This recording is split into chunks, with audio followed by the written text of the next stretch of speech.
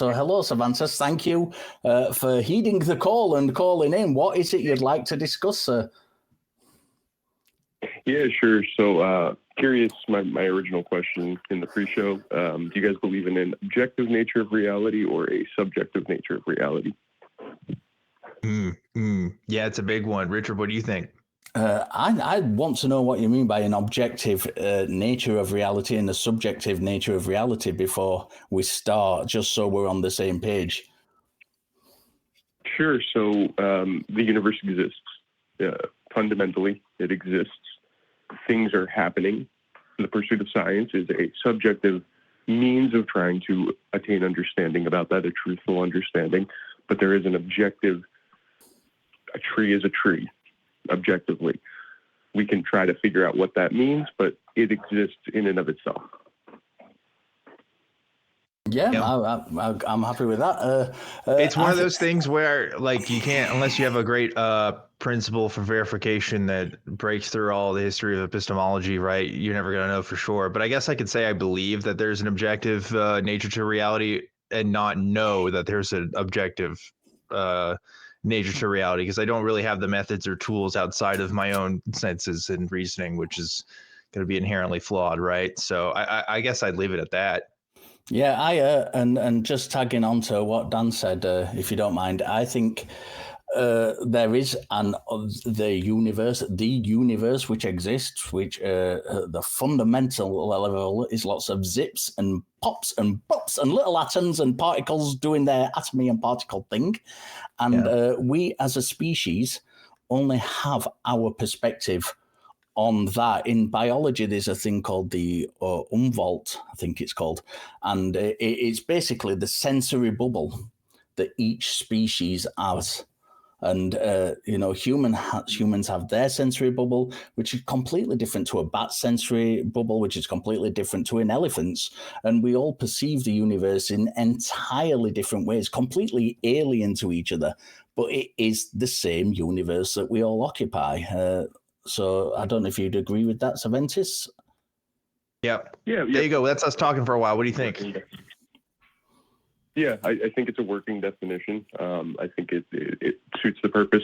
Ultimately, what the question comes down to then, just as a follow-up, do you believe that the universe exists regardless of our perception of it, right? The objectively, it's happening regardless of whether we're perceiving it in our bubble, as you called it. Yeah. Personally, yes.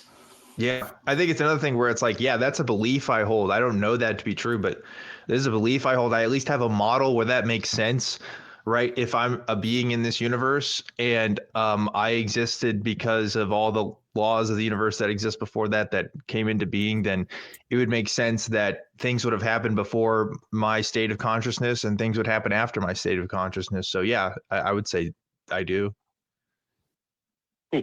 Cool.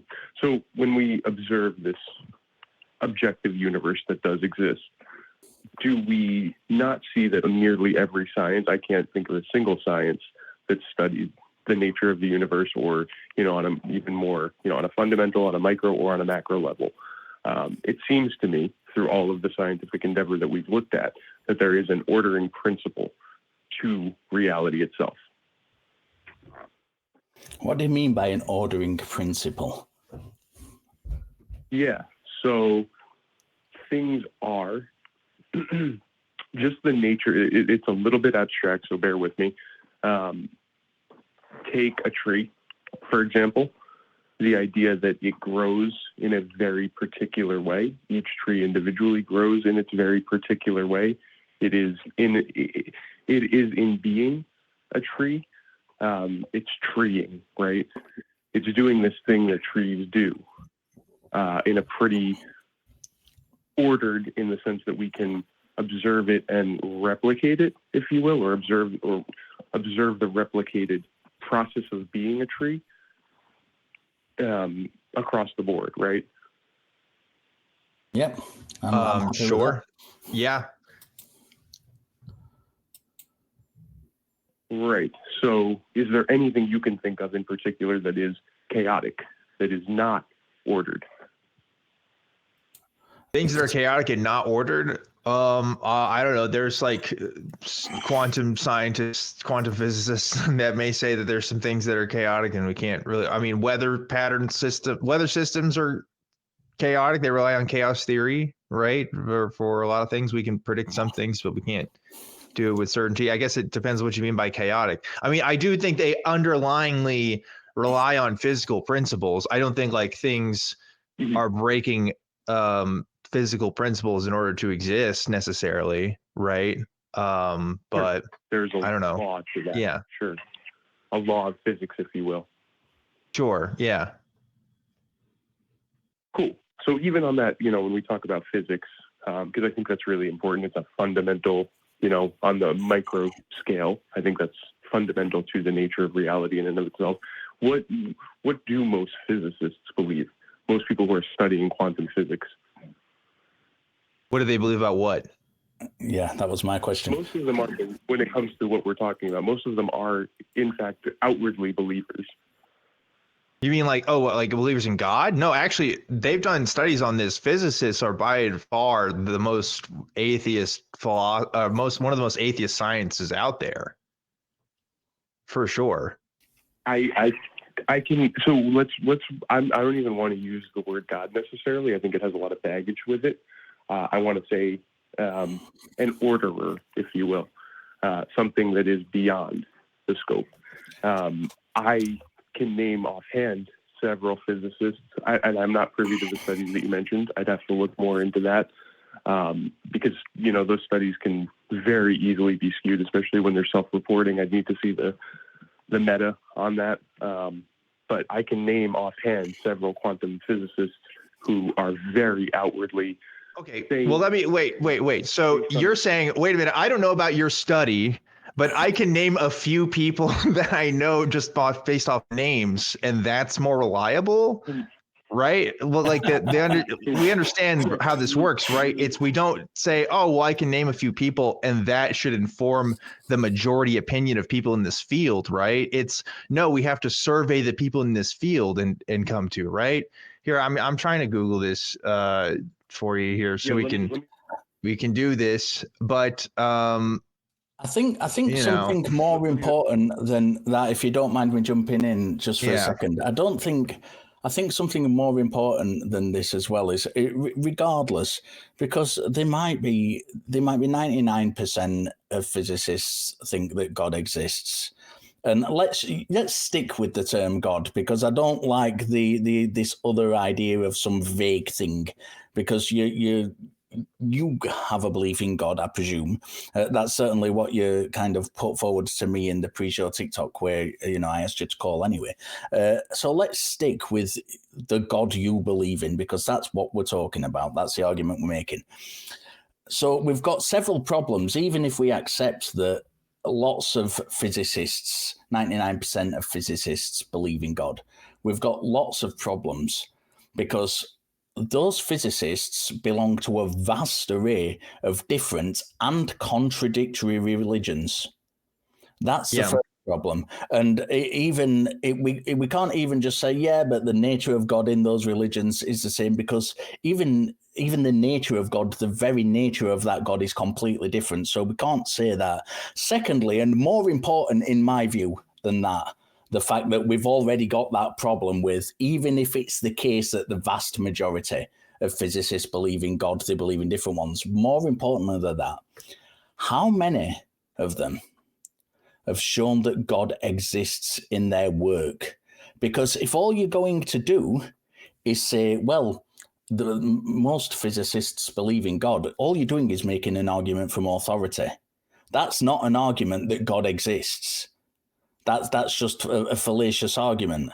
So let's talk about what's important when we're talking about this, and how many of them has shown God exists in their professional work, which has been repeated by other physicists and agreed upon and concluded that that's the case. And the answer to that is none.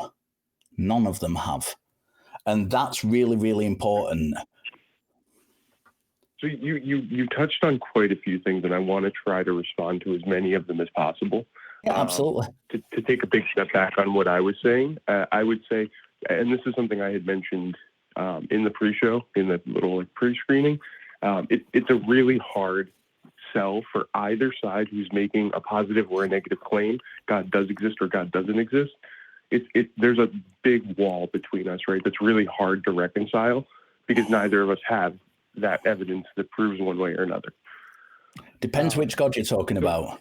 Yeah, that's true. You know, there are some things we can't identify as and real this is one real, of the right? reasons why I said to you, I will let you continue in a minute, but I just want to clarify, this is one of the reasons why I said to you it's really important that we're talking about the God that you believe in and not just making a vague God concept.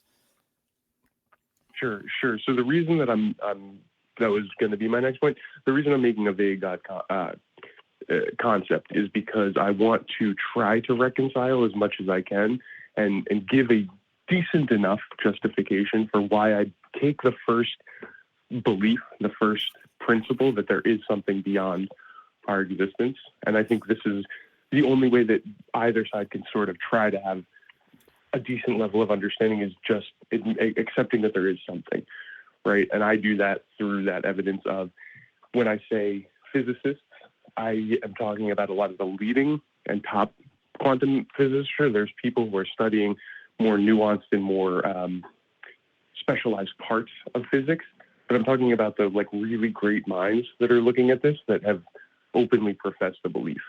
And we can definitely table that if that's not something. Well, again, to Richard's point, unless their professional work demonstrates that God exists or doesn't exist, that's just going to be their personal belief and their personal opinion, right? Which is fine. But like when a climate scientist is saying, hey, climate change is real, that's not just opinion, right? That's like, oh, they're talking about their work as reference to climate change being a fact, right? There's no physicists that are saying, hey, we did the math. Turns out God, he's a thing, right? Like that's not how that works. So their opinion matters like way less so. Yeah, let's jump on the climate. If you guys don't mind taking the tangent really quick down the climate conversation. Okay. I'd rather you stick to the subject personally. If you want to talk about climate change, call in next week and talk to the host then. Yeah, it's probably best to stick to one thing at a time here, especially because we have other callers that want to talk to us. So let's try to wrap it up with this one. Yeah. Thanks. Sure. So I believe in a Christian God. I believe that these scientists that I'm referencing are hinting at, no, they are not proving. I will fully make that claim and stand behind it. They are not proving that God exists, but they are using their science and their conceptual science, their abstractions. They're using that and proving, or they're hinting, not proving, they're hinting at the idea that there may be something beyond the material universe which we perceive. So what does that mean? What does that mean? Because this is another reason I wanted to be very, very clear. Because something beyond, I believe personally, I am convinced by the science that I've seen that, although I have problems with it, but that's for another day. I am convinced that there is something beyond the universe. I think there is, and I think that thing was the singularity from which the universe came. So this is why I think it's very, very important to be so specific, because if you tell me, lots of physicists believe there is something beyond the universe, I would say I think most physicists think that who accept the Big Bang model.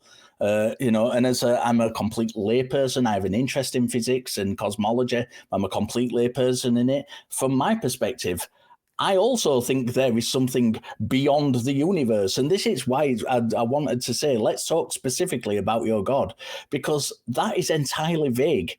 And you're not talking about, when you say just something so vague like that, you're not talking about God. For me, you're not talking about God. You're talking about just something within,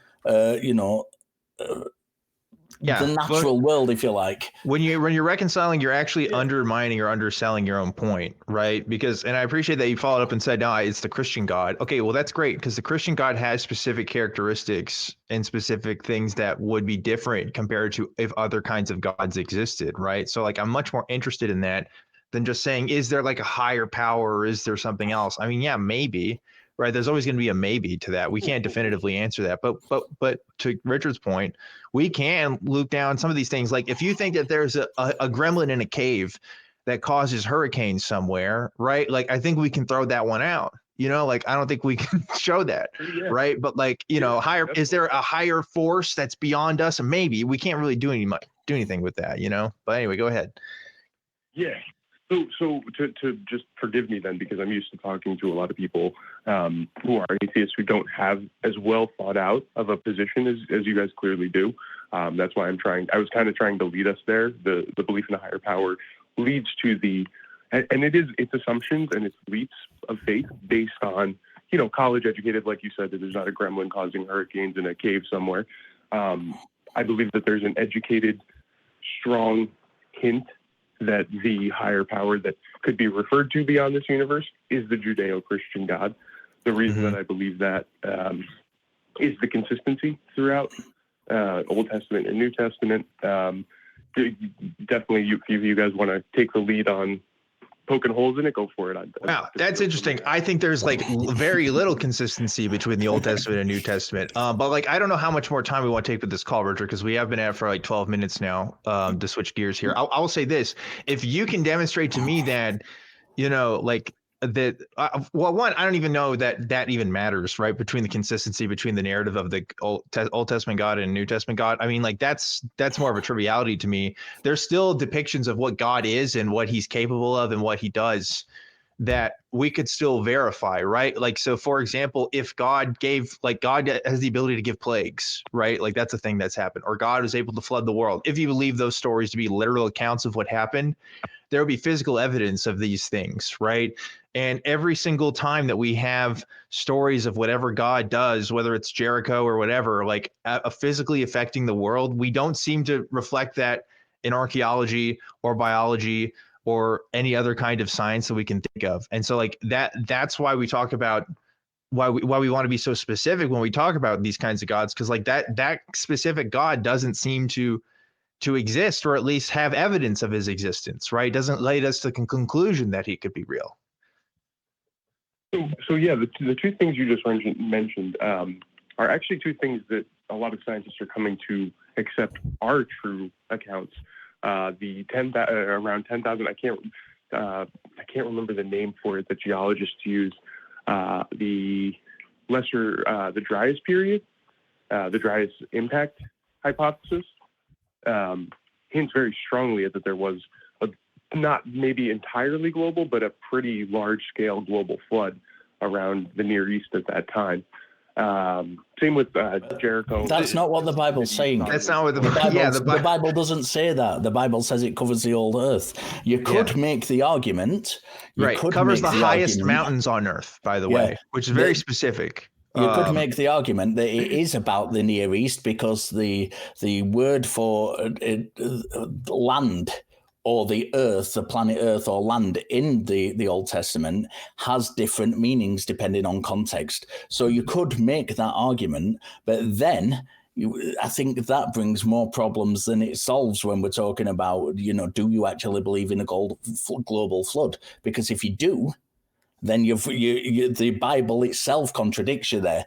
So you know, what are we talking about? This is why it's so important to talk specifically about these things.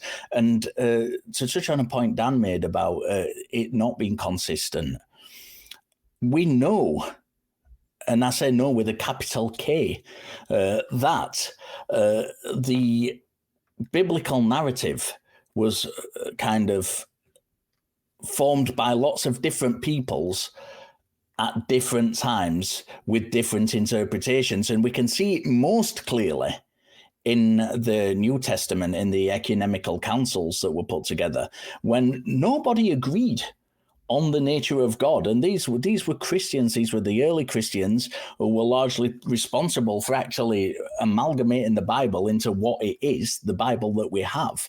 And when we're talking about biblical consistency, this is really, really important. And they were arguing about the nature of God. They were arguing about the theology of God. They were being influenced by lots of different things, be it the Old Testament, by the Greek philosophers. They were influenced by so many things, and they had contradictory points of view. And the winners won out. It wasn't the case that this was the case that everybody agreed. The winners won out, and there were some very, very different views. Some of these early bishops believed in reincarnation, which I'm sure you wouldn't, most Christians today wouldn't accept as a thing. And yet some of the early bishops believed in that. So I don't think there is a consistency there. I really want to go. Please look out, because we are going to have to let you go and move on to the next caller. But please do look out, and I'm going to drop a bombshell. And next time you call, when I'm hosting, if you want to talk about that, I think if you believe in a tri-omni God, which I don't know if you do or not, not all Christians do believe that God is all powerful, all knowing, and all loving, but I do not. I think there is an argument for that God not existing. But on that bombshell, I'm going to let you go. And we're going Richard, to, you're going to leave him with, hey, here's an argument you can't respond to at the end there, man. Yeah, absolutely. Severus, I just know it's going to go down the road if we go down there. I don't like it. I appreciate the call. I genuinely appreciate the call. It was a good call, and I'm sad we couldn't talk to him more. I'm sad we couldn't talk to him more, because there's a lot more to go with that. But I think we made our points pretty clear as far as this is Talk Heathen. You can call back week on week and talk to different shows hosts and get different opinions. That is exactly what we are here for.